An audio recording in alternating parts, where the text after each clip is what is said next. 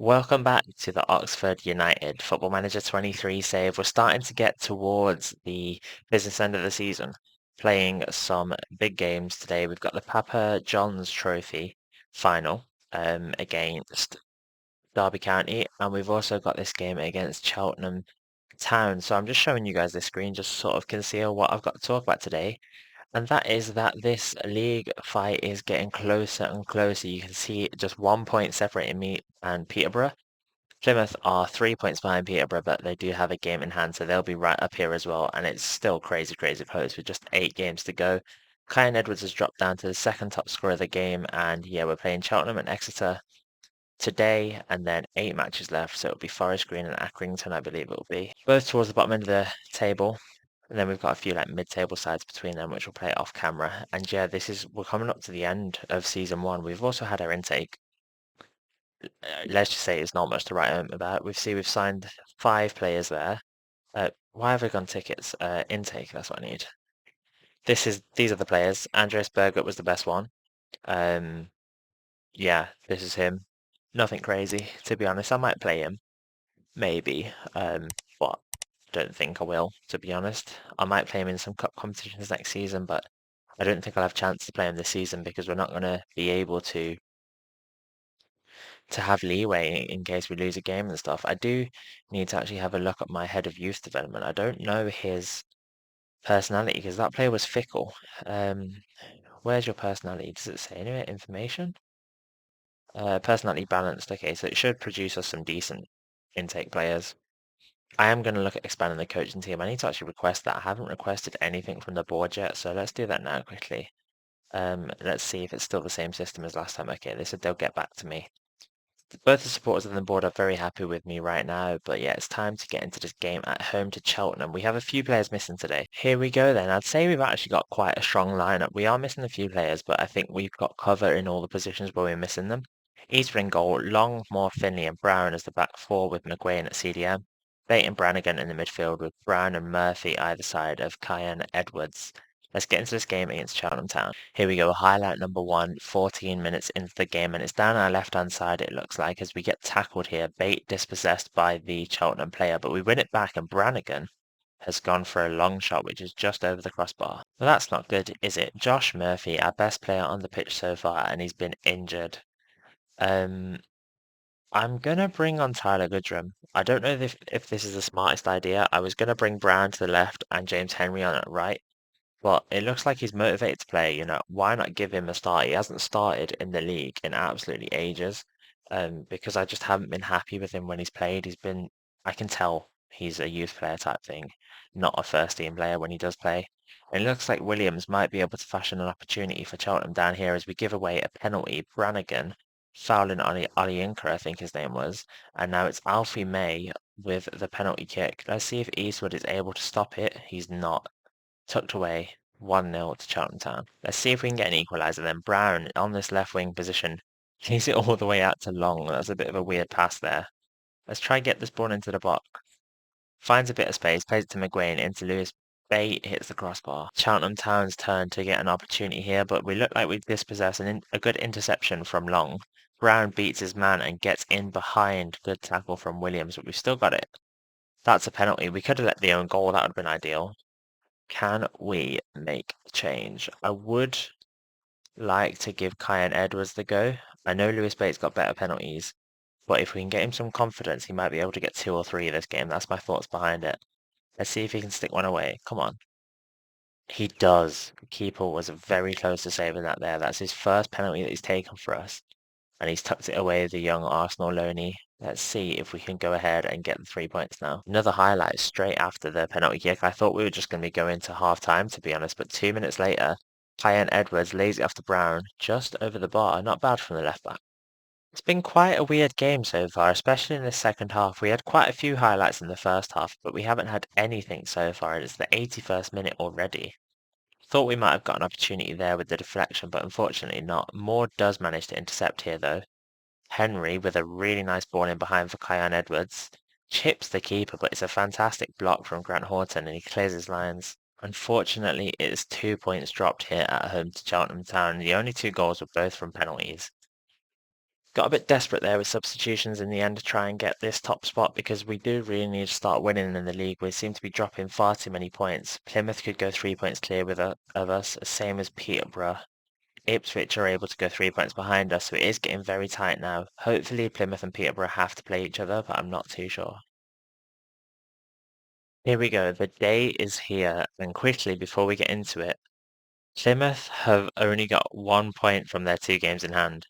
So we're still first. Peterborough haven't played their game in hand for some reason yet. I don't know why. I don't know when they will. But here we go. It's time to play Exeter. Oh, it's a really difficult decision whenever you get into a cup final, like who to leave out and who to play. I need someone that can come on at striker if needs be. I think it's going to have to be Sam Baldock. He hasn't played a game for us whatsoever all season, but we need someone that has the ability to play there if needs be. Um, I'd like to put Smith on as well. And apart from that, I think we're all good to go. I've got to play the full strength side or as close to it as I can. So this is going to be the team. Let's get into the game and see what happens. As we found out before, Oxford United have got to this stage twice before in their history, losing to Coventry and Barnsley on their 2 appearances at Wembley Stadium. Hopefully this will be third time lucky for the boys in yellow as Harper is on the attack here with the ball through to Markande, and Dylan Markande has put Exeter 1-0 up inside 25 minutes. That is not the start we wanted. That's a really bad start here. Just Brannigan outjumped, loses the ball to Collins. Harper, few touches, plays the ball through, and Bowler misses the interception, and that's 1-0 to Exeter. Can we bring it back straight away, though? Marcus Brown on the left-hand side beats his man, it looks like, plays it back to Bowler. There's a few players in the middle in space. Brannigan's shot is blocked, and we get a corner kick. Let's see if we can do anything from this corner. Plays it in. Edwards trying to win the header. Unfortunately, it doesn't come to him, but it comes out to Anderson, who goes for the long shot well over the bar, not troubling the keeper at all with that strike. Here we go. We've got the ball yet again. Let's see if we can make something happen this time. But no, Brown loses the ball instantly, and it looks like Matt J is going to put them 2-0 up, and he is. That is absolutely dreadful play. There was like nobody was able to keep control of the ball there, and I'm not sure what Johnson was doing. Might genuinely be his first mistake for us, but here he just drops well too far off the ball, and it leaves Jay a simple finish into the bottom corner. Straight from kickoff now. Oxford United, we need to start playing football because this is not what we've been doing all season long. Bowler tries to play the ball into Brown, but we can't even do that right. It's a simple ball, and it's straight into the Exeter defence, but Brown has won it back for us. Trying something solo here, but it's intercepted. I'm going to demand more because the team have been nowhere near good enough. We win the ball back with Brannigan. Anderson tries the long ball to Brown. Can he get there? He can. He keeps it in, plays it into Lewis Bate. Unfortunately, they managed to clear the ball, but only as far as Bowler, and we give it straight back away again. Brown has been dreadful in this game. He's on a 6.9 rating somehow, but it feels like every time he gets the ball, he gives it away. Come on, let's do something, Marcus Brown.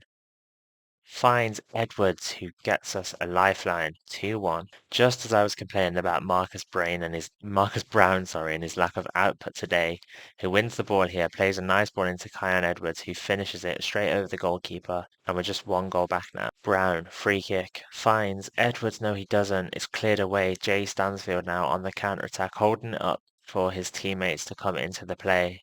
It's 4-on-3 here, it looks like.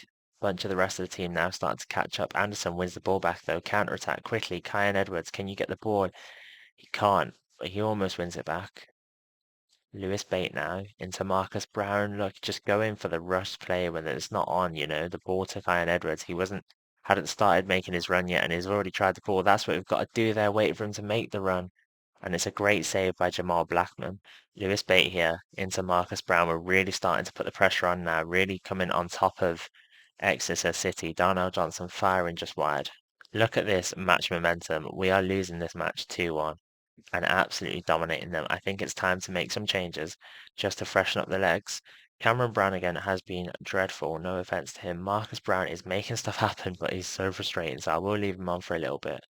Oisin Smith is motivated. We'll bring him on for Lewis Bate, and apart from that, I think we should probably leave things how they are for a little bit. I was just about to pause to make a change there, but it looks like we might have an opportunity here. Come on, McCann, win the ball. See if we can press the goalkeeper into a mistake. He hoofs it all the way back to our defenses. We just hoof it back. I think Kyan Edwards was a mile offside there if he received the ball. It's just a bit of hoofball here. I hope we can take it down and take our time because we've showed when we actually pass it about, we really can beat their press and we can get in behind them and get opportunities. You can see it over 2 XG. There's no reason why we can't continue playing the way we are. Marcus Brown? No. I've made the final changes now, and there's a highlight in the 88th minute. This would be an amazing way to get an equaliser, but it looks like it's going to be Exeter's highlight here. Long ball aiming for Markande, but Golding is able to cut it out and he's lost it. The 18-year-old has ruined our chances at potentially getting an equaliser and getting some silverware. It's not a case of third time lucky for Oxford United in the Papa John's Trophy, unfortunately for us anyway. Exeter City look like they're going to be the ones that go on to win this trophy with a 3-1 victory at Wembley Stadium, unless we can get something spectacular here, but it's saved by Jamal Blackman. He's been very, very good today. If only our keeper could have produced some of these saves that he has. McCann with the corner now. It's probably just going to be a consolation goal if we get anything here, but we don't anyway. Blackman once again comes out to claim it. And that is full-time whistle there. Exeter collect their medals, collect their trophies. They were well deserved of this victory. They were the much better team on the day. Our first final of the save is a loss. I'm going to say it's disappointing that we didn't win, considering we were on top and had a lot of chances. I think that sums up everything, to be honest, and it looks like everyone is giving positive reactions to that. I'm going to answer these questions and then, yeah, let's try and get promoted so this season doesn't become a full waste. I'm going to answer these interview questions, and it's our job to put that behind us and make sure we don't lose and make sure we get promoted to make sure this season isn't all to waste. So there we go. We ended up runners-up for the Papa John's Trophy for the third time in the club's history. 2015 and 2016 and now 2022, I guess 2023, where we've lost all 3 games to 3 different opposition as well. In terms of the next episode, though, it will be the finale. We are fighting for this promotion, fighting for the league title. That would be amazing, but I'd be happy with second place. I just don't want to have to go through the playoffs because it looks like the playoffs will be what we'll get at worst anyway. I can't see us dropping 10 points to Lincoln and every other team in this position. But yeah, 7 games left now. We're going to play the next 5, and then the final 2 will be on camera. See you guys there. Bye.